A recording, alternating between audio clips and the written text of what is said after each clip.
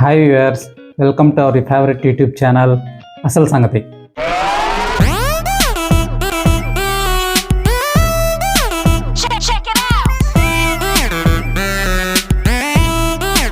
Appendix అనేది ఒక సన్నని గొట్టం లాంటిది. ఇది పెద్ద పేగు మొదలయ్యే భాగంలో ఉంటుంది. మన చిటికిన వేల ఆకారంలో ఉండి దీని యొక్క పొడవు సుమారుగా 5 నుంచి 10 సెంటీమీటర్లు ఉంటుంది. దాని చుట్టుకొలత సుమారుగా 4 నుంచి 5 మిల్లీమీటర్లు ఉంటుంది.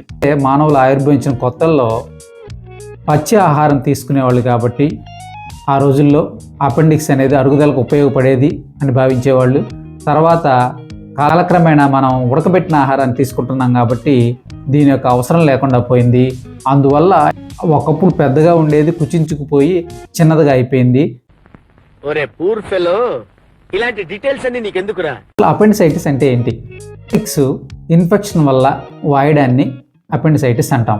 అపెండిసైటిస్ వచ్చినప్పుడు దీని లక్షణాలు ఎలా ఉంటాయి? కడుపు నొప్పి మొదట్లో బొడ్డు చుట్టూ వస్తుంది. తర్వాత నెమ్మదిగా మన పొట్ట యొక్క కుడివైపు కింది భాగంలో కేంద్రీకృతం అవుతుంది. వికారంగా ఉండొచ్చు, వాంతులు అవ్వచ్చు, ఇంకా తీవ్రత ఎక్కువగా ఉంటే జ్వరం కూడా రావచ్చు. ఈ లక్షణాలతో అపెండిసైటిస్ వచ్చిన వాళ్ళు డాక్టర్ గారిని కలిసినప్పుడు డాక్టర్ గారు వాళ్ళని పరీక్ష చేసి, అంటే కుడివైపు పొట్ట భాగంలో వచ్చినప్పుడు బాగా నొప్పిగా ఉంటుంది, అలా పరీక్ష చేసి రక్త పరీక్షలు, స్కానింగ్ ద్వారా దాన్ని నిర్ధారించుకొని అపెండిసైటిస్ అని కన్ఫామ్ అయినప్పుడు ఏం చేయాలి? ఆపరేషన్ చేయాలా? మందులతో సరిపోతుంది అనేది నెక్స్ట్ ప్రశ్న. మీరు అడిగే వాటికి నేను సమాధానం చెప్పను. నేను చెప్పాలనుకున్నదే చెప్తాను. ఈ అపెండిసైటిస్ అనేది 2 రకాలుగా వస్తుంది. ఒకటి non obstructive, 2 obstructive. Non obstructive అంటే ఎటువంటి అడ్డంకి లేకపోయినా అపెండిక్స్కి ఇన్ఫెక్షన్ సోకి దాన్ని వాయడాన్ని నాన్ అబ్స్ట్రక్టివ్ అంటాం. మన శరీరంలో మిగతా ఏ భాగానికైనా ఇన్ఫెక్షన్ వచ్చినప్పుడు ఎలా వాపు వస్తుందో దీనికి కూడా అలానే. ఏదైనా అడ్డంకి ఏర్పడటం వల్ల అపెండిక్స్ వాస్తే దాన్ని అబ్స్ట్రక్టివ్ అపెండిసైటిస్ అంటాం. ఈ అడ్డంకులు ఏమై ఉంటాయి? మన మలం మరియు కాల్షియం కలిసి చిన్న చిన్న ఉండలుగా ఏర్పడితే వాటిని ఫీకోలిత్తులు అంటాం. ఈ ఫీకోలిత్తులు అనేవి తిన్న ఆహారంలోని గింజలు ఏమైనా ఉంటే, అరగని గింజలు, అవి ఏమన్నా అడ్డం పడవచ్చు. పొట్టలో ఉండే నులి పురుగులు కానీ, ఏలిగి పాములు కానీ, ఇవి కూడా అడ్డం పడటం వల్ల ఇన్ఫెక్షన్ రావచ్చు.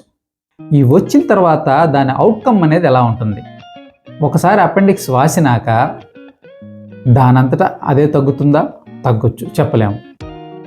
అంటే న్యాచురల్గా మన బాడీలోని ఇమ్యూనిటీ ఇన్ఫెక్షన్ కంట్రోల్ చేస్తే తగ్గొచ్చు.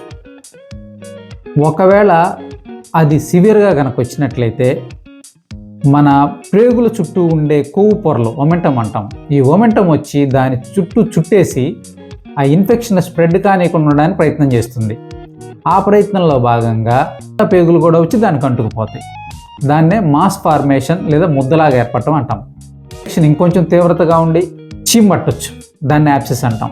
ఈ చీమ్ అనేది ఒక్కోసారి బాగా ఎక్కువగా ఉండడం వల్ల అపెండిక్స్ అనేది పగిలిపోతుంది. దాన్ని అపెండిక్యులర్ పెర్ఫరేషన్ అంటాం.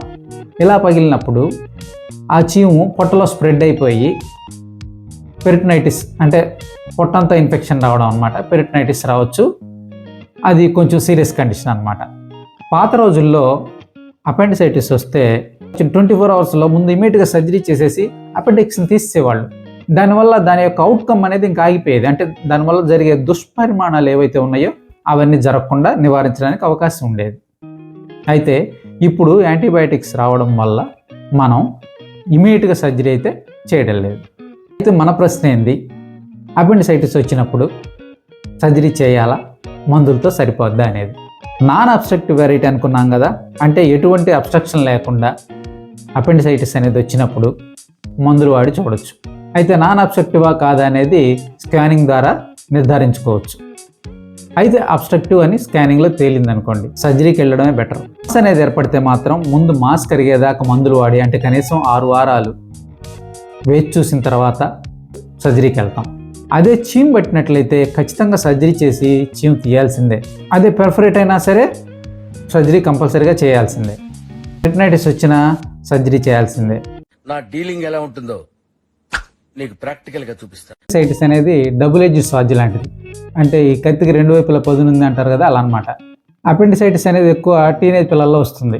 పిల్లల్ని పేరెంట్స్ తీసుకొచ్చినప్పుడు డాక్టర్ గారు చిన్నపిల్లలు కదా, మందులు వాడి చూద్దామని అనుకొని మందులు రాసిచ్చి ఈ వాడినాక రండి అంటే డాక్టర్ గారు ఏం కాదు కదా, పర్లేదు కదా అంటారు. సరే వాళ్ళకి ధైర్యం చెప్పి వాడాక కనపడమంటే తగ్గిందా, డాక్టర్ అదృష్టవంతుడే, పేషెంట్ అదృష్టవంతుడే. తగ్గలేదా, ఆ డాక్టర్ గారు సర్జరీ చేయాల్సిన టైంలో సర్జరీ చేయలేదు అని చెప్పి తిట్టిపోసి ఇంకో డాక్టర్ గారి దగ్గరికి వెళ్ళి సర్జరీ చేయించుకుంటారు. డాక్టర్ గారు మొదట్లోనే సర్జరీ చేయాలన్నారు అనుకోండి, డాక్టర్ గారు మందులు రాసి ఇవ్వండి, చిన్నపిల్లలు కదా వాడి చూసాక వస్తామంటారు. సరే మందులు రాశారు, వెళ్ళారు, వాడారు. తగ్గిందా, ఆ డాక్టర్ గారు డబ్బులు కక్కుర్తిపడి సర్జరీ చేయాలన్నాడు, మందులు తగ్గిపోయింది అంటారు. అదే తగ్గలేదా, డాక్టర్ గారు మీరు మాకు అర్థమయ్యేలా చెప్పలేదు, మాకు సరిగా అర్థం కాలేదు, లేదా మొదట్లోనే మీరు చెప్పినప్పుడే సర్జరీ చేయించుకునేవాళ్ళం అని అంటారు. సో ఎలా అయినా కానీ డాక్టర్కి తిప్పలే అన్నమాట. నీకు లైఫ్లో చాలా టైం ఉండొచ్చు, కానీ కొన్ని నిర్ణయాలు మాత్రం ఇన్ టైంలో తీసుకోవాలి. Thanks for watching your favourite YouTube channel అసలు సంగతి. మరిన్ని అప్డేట్స్ కోసం సబ్స్క్రైబ్ చేసుకోండి. Until then take care, bye.